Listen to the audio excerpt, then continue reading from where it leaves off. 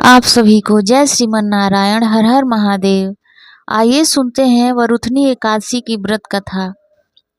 धर्मराज युधिष्ठिर बोले, हे भगवान, मैं आपको नमस्कार करता हूँ। आपने चैत्र मास के शुक्ल पक्ष की एकादशी अर्थात कामदा एकादशी के बारे में विस्तार पूर्वक बतलाया। अब आप कृपा करके वैशाख कृष्ण पक्ष एकादशी का क्या नाम है तथा उसकी विधि एवं महात्म्य क्या है।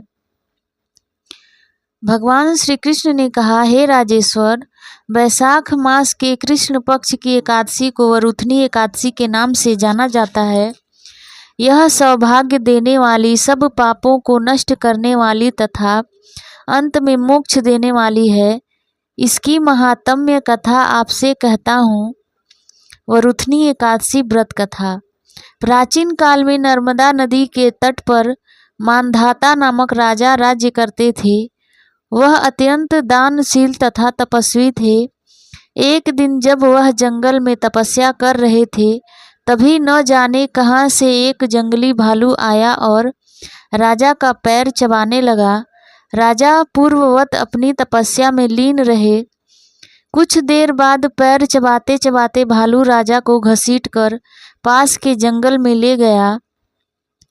राजा बहुत घबराया, मगर तापस धर्म अनुकूल उसने क्रोध और हिंसा न करके भगवान विष्णु से प्रार्थना की।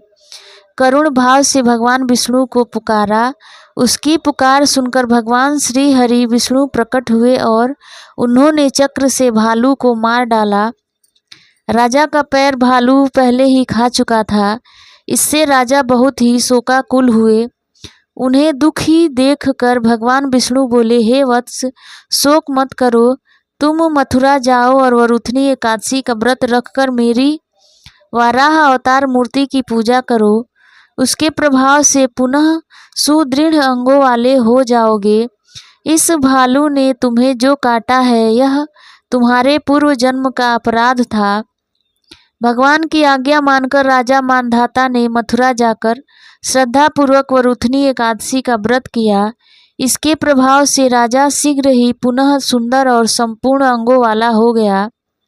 इसी एकादशी के प्रभाव से राजा मानधाता स्वर्ग गए थे।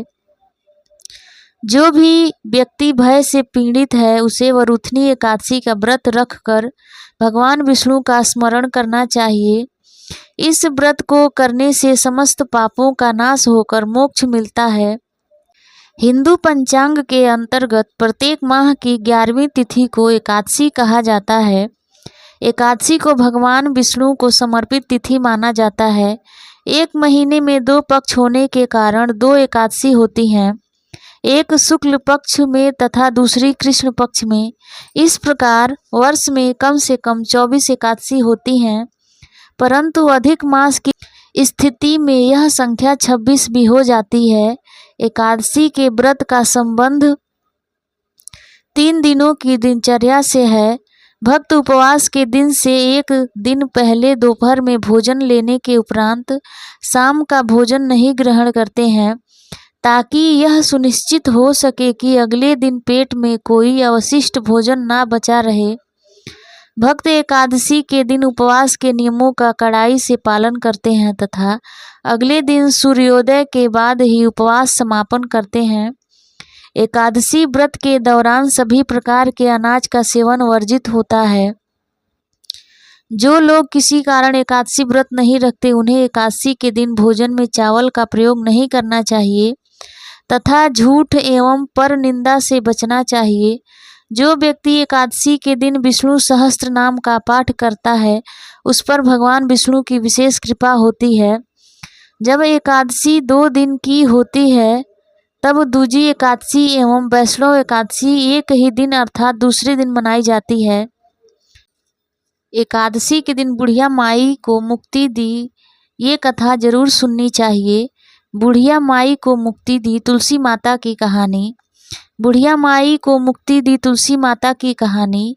कार्तिक महीने में एक बुढ़िया माई तुलसी जी को सींचती और कहती कि हे तुलसी माता, सत की दाता, मैं तेरा बिडला सींचती हूँ, मुझे बहू दे, पीताम्बर की धोती दे, मीठा मीठा घास दे, बैकुंठ में वास दे, चटक की चाल दे, पटक की मौत दे, चंदन का काठ दे, रानी सा राज दे, दाल भात का भोजन दे, 11 की मौत दे, कृष्ण जी का कंधा दे।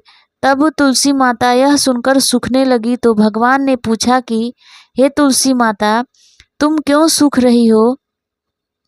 तुलसी माता ने कहा कि एक बुढ़िया रोज आती है और यही बात कह जाती है, मैं सब उस बात तो पूरा कर दूंगी, लेकिन कृष्ण का कंधा कहाँ से लाऊंगी? तो भगवान बोले, जब वो मरेगी तो मैं अपने आप दे आऊंगा, तू बुढ़िया माई से कह देना। तब बुढ़िया माई मर गई। जब बुढ़िया माई मर गई, सब लोग आ गए। जब माई को ले जाने लगे तो वह किसी से न उठी। तब भगवान एक 12 बरस के बालक का रूप धारण करके आए। बालक ने कहा, मैं कान में एक बात कहूँगा तो बुढ़िया माई उठ जाएंगी।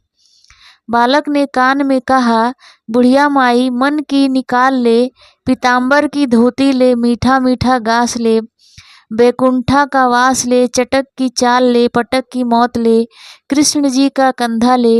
यह सुनकर बुढ़िया माई हल्की हो गई।